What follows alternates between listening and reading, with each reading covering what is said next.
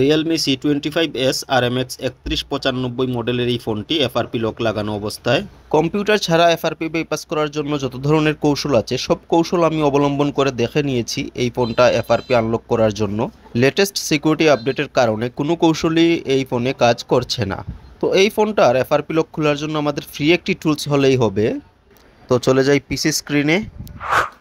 এই ফোনটার MTK CPU এর ফোন, তাই এটা আমি প্রথমেই ভিজি টুল দিয়ে ট্রাই করব এবং ভিজি টুল দিয়েই এটি হওয়ার কথা।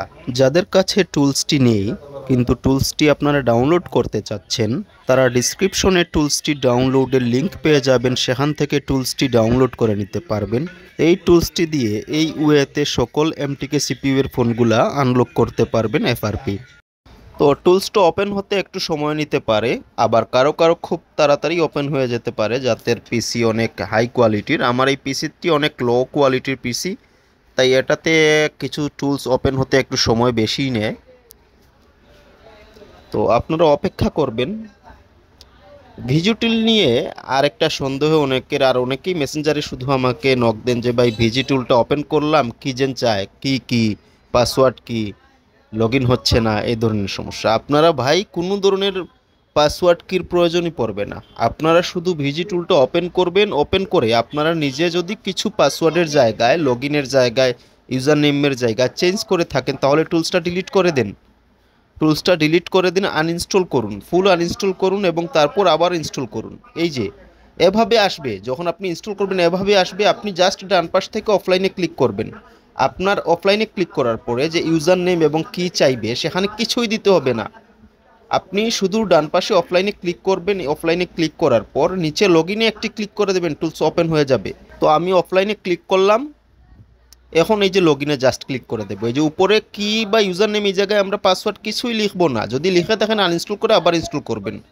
তো টুলস ওপেন হওয়ার পর ওই যে মিডিয়াটেক ট্যাবটা আছে আমাদের, এই যে মিডিয়াটেক ট্যাবটাতে ক্লিক করতে হবে। তারপর এই যে ডান পাশে ইউনিভার্সালে ক্লিক করব। তারপর অটো আনলক এখানে ক্লিক করব। তারপর এই যে ইরেজ এফআরপি এখানে ক্লিক করব। এখন আমরা ফোনটাকে পাওয়ার অফ করে তারপর ইউএসবি কেবল কানেক্ট করব আর ভলিউম ডাউন এবং আপ একসাথে প্রেস করে রাখবো। তো আমি ফোনটাকে পাওয়ার অফ করে নেই। প্রথমে আমি পাওয়ার বাটনে প্রেস করে রাখলাম, তারপর স্লাইড করে নিচে নিয়ে যাব যাতে ফোনটা পাওয়ার অফ হয়ে যায়। এখন ভলিউম আপ এবং ডাউন একসাথে দুই আঙ্গুল দিয়ে আমি প্রেস করে রেখে তারপর ইউএসবি কেবলটা ফোনে কানেক্ট করব। তো আমি ইউএসবি কেবলটা কানেক্ট করলাম। দেখুন টুলস আমাদের কাজ শুরু করে দিয়েছে। এখন আমি ভলিউম আপ এবং ডাউন প্রেস ছেড়ে দিলাম। টুলসটা আমাদের 10-12 সেকেন্ডের ভেতরেই ফোনটা এফআরপি রিমুভ করে দেবে খুব সহজেই। তারপর যখন আমরা পাওয়ার অন করব তখন আর কোনো সমস্যা করবে না। তো আমি আবারও বলছি আপনাদের, টুলসটা ইনস্টল করা খুব সহজ, তাই আমি এটা ইনস্টল করার ভিডিও আপনাদের দেখালাম না। ইনস্টল করে আপনারা শর্টকাটটা রান এজ অ্যাডমিনিস্ট্রেটর থেকে ওপেন করবেন বা ডাবল ক্লিক করে ওপেন করলে হয়। ওপেন করার পর আপনারা জাস্ট অফলাইনে ক্লিক করে নিচে লগ ইনে ক্লিক করবেন, তখন টুলসটা ওপেন হয়ে যাবে। আপনি কোনো অতিরিক্ত কি পাসওয়ার্ড এগুলা নাড়ানাড়ি করবেন না। যেমন ডিফল্ট দেওয়া আছে ঠিক তেমনই থাকবে। আপনি নিজে থেকে কোনো কি বা কোনো পাসওয়ার্ড, ইউজার নেম এগুলো চেঞ্জ করতে যাবেন না বা দিতেও যাবেন না। আপনারা জাস্ট অফলাইনে ক্লিক করে লগ ইনে ক্লিক করবেন, টুলস ওপেন হয়ে যাবে।